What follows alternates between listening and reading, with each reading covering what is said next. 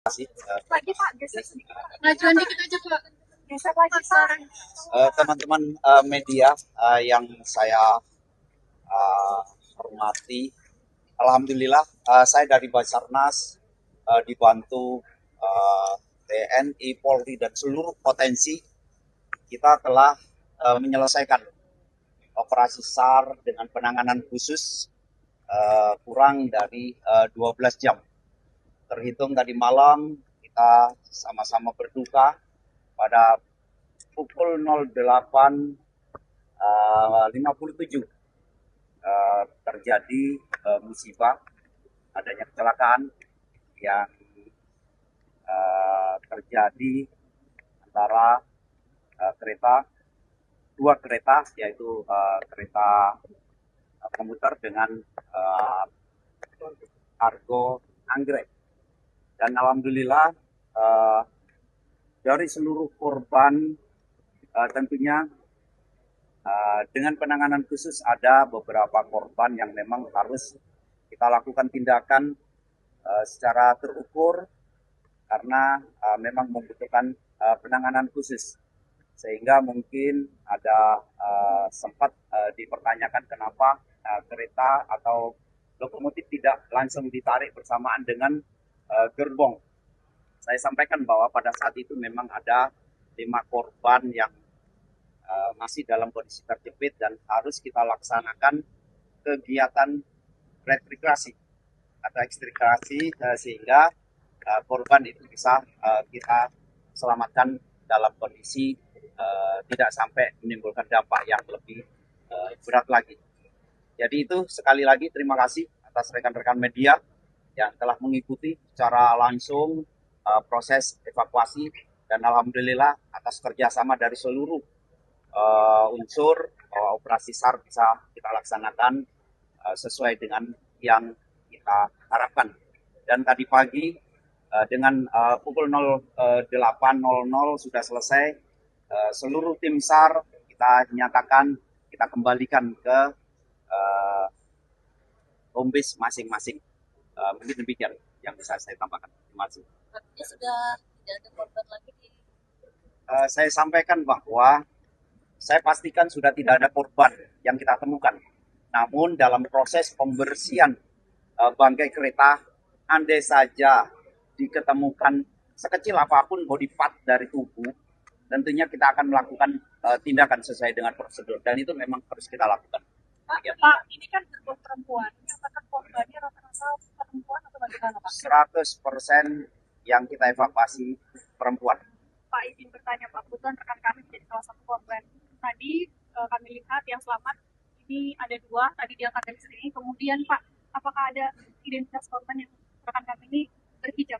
Dia warna coklat, tinggi, ada informasi Masih jadi seluruh korban yang kita evakuasi baik itu secara langsung maupun dengan ekstrikasi semuanya kita serahkan ke tim medis yang langsung dirujuk ke rumah sakit yang sudah ditentukan. Mas Pak, berarti 14 korban yang meninggal dunia itu sudah teridentifikasi atau masih dalam proses identifikasi? Tentunya bukan saya yang memiliki kewenangan untuk bisa mendeklir terkait dengan identitas korban dari hasil operasi SAR yang kita laksanakan. Ada anak-anak Saya melihatnya tidak ada. Semuanya sudah masuk kategori 51. Pak Bobi, ini selanjutnya ini kan gerbong lokomotif sudah dibawa. Ini Ya, akan saya dilakukan sampaikan apa? bahwa tentunya kejadian ini merupakan uh, kejadian yang luar biasa karena memang kita tahu bahwa kereta api merupakan material yang sama-sama kita tahu pada saat dua kereta berbenturan. Dari situ kita sama-sama melihat bahwa lokomotif bisa sampai masuk ke satu gerbong komuter. Dari situlah sebenarnya adanya korban baik itu yang kita evakuasi dalam kondisi meninggal hampir semuanya karena terjepit. Begitu juga korban 5 korban yang kita evakuasi dalam kondisi selamat juga dalam kondisi terjepit material. Itu sebenarnya kesulitan yang kita hadapi. Namun terkait dengan peralatan yang kita miliki tentunya kita mulai dari peralatan yang manual, peralatan yang menggunakan listrik, bahkan dengan sistem hidrolik yang kita gunakan, semuanya merupakan standar peralatan yang kita gunakan, dan kita bisa laksanakan kegiatan atau operasi SAR ini dengan lancar. Itu yang bisa saya sampaikan. PT Timah Persero Tbk membukukan laba bersih senilai 1,31 triliun rupiah di sepanjang 2025. Ya, raihan ini mencapai 119% dari target yang ditetapkan oleh perseroan, dan sepanjang tahun 2025 pendapatan perseroan naik 6,41% menjadi 11,55 triliun rupiah dari sebelumnya sebesar 10,86 triliun rupiah pada tahun 2024. Peningkatan ini didorong oleh kenaikan harga jual rata-rata logam timah. Dari sisi pos beban, perseroan mencatatkan kenaikan beban pokok pendapatan sebesar 8,41%. Sepanjang tahun 2025 lalu, perseroan terus melakukan upaya efisiensi dan optimalisasi biaya, diantaranya adalah dalam bentuk penurunan fixed cost melalui pengeluaran investasi yang selektif ke investasi penunjang operasi untuk memitigasi kenaikan beban depresiasi dan menjaga stabilitas arus kas.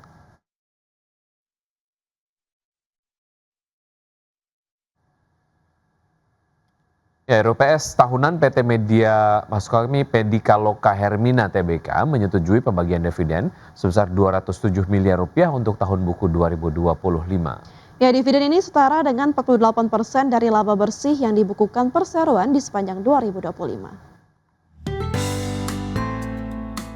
Rapat Umum Pemegang Saham Tahunan PT Medika Loka Hermina Tbk menyetujui pembagian dividen sebesar Rp13,5 per saham atau Rp207 miliar dari laba bersih tahun buku 2025.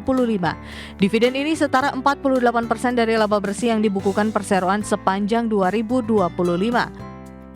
Emiten rumah sakit ini membukukan pertumbuhan pendapatan 6,2% year on year menjadi Rp7,13 triliun dari Rp6,72 triliun pada 2024. Sedangkan laba bersih perseroan tercatat sebesar Rp429,55 miliar atau terkoreksi 19,85% dari laba bersih 2024 sebesar Rp535,94 miliar.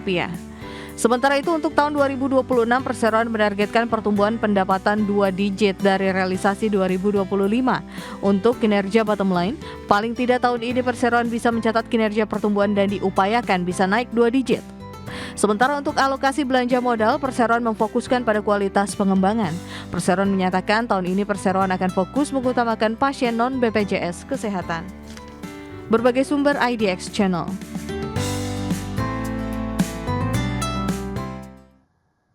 Pemirsa, PT Garuda Food Putra Putri Jaya Tbk atau GUT resmi membagikan dividen tunai ratusan miliar rupiah kepada pemegang saham. Ya, keputusan ini diambil dalam rapat umum pemegang saham tahunan yang digelar Kamis 23 April 2026. PT Garuda Food Putra Putri Jaya Tbk atau GUT resmi membagikan dividen tunai ratusan miliar rupiah kepada pemegang saham.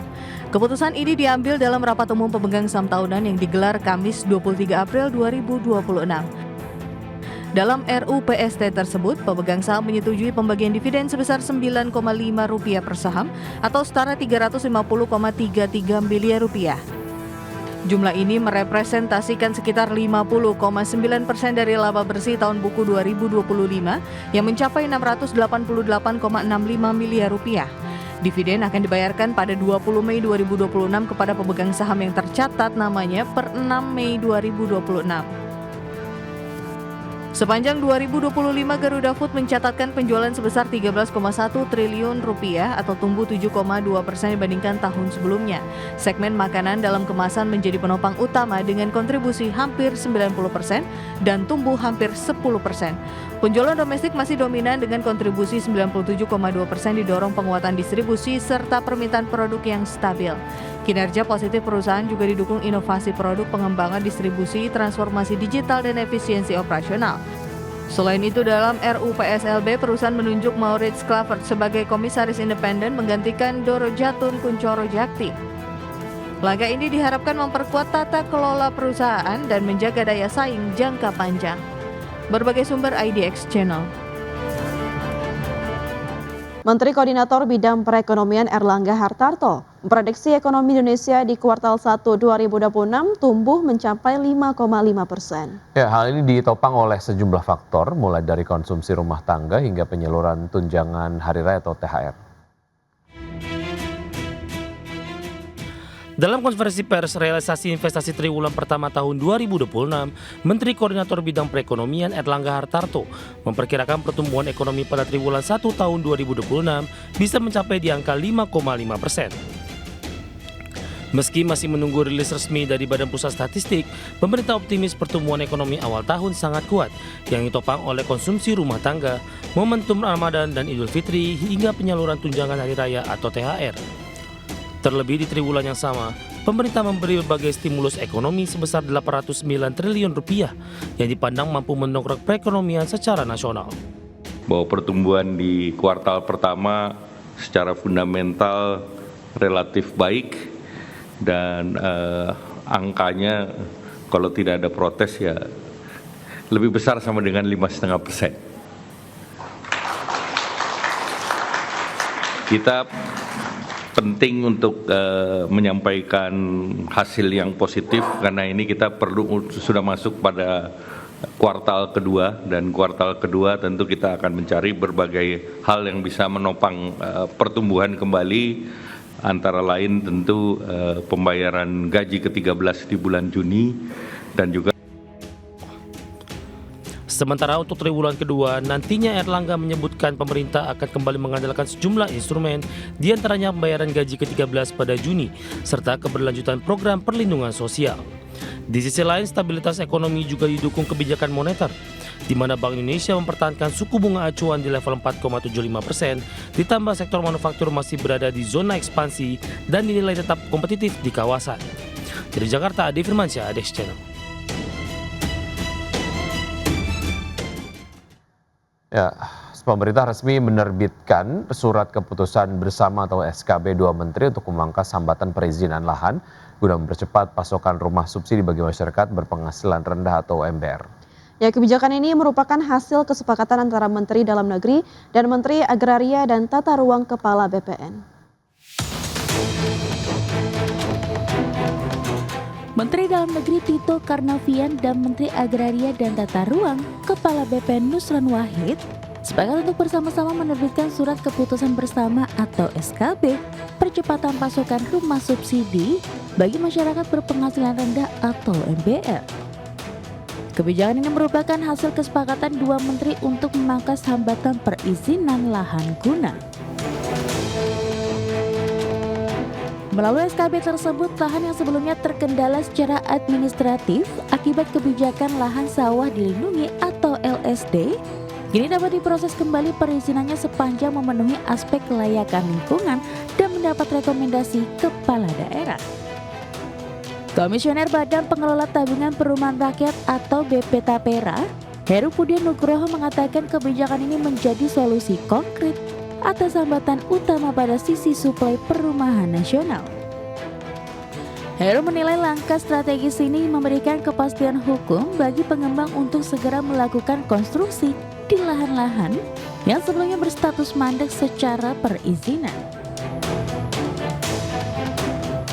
SKB percepatan suplai rumah subsidi ini sekaligus menjadi katalisator untuk mengejar target program pembangunan 3 juta rumah yang menjadi agenda strategis nasional, di mana penyelesaian kendala perizinan diharapkan mampu mengerek volume pasokan rumah subsidi secara signifikan guna merespon tingginya angka backlog hunian di berbagai wilayah Indonesia.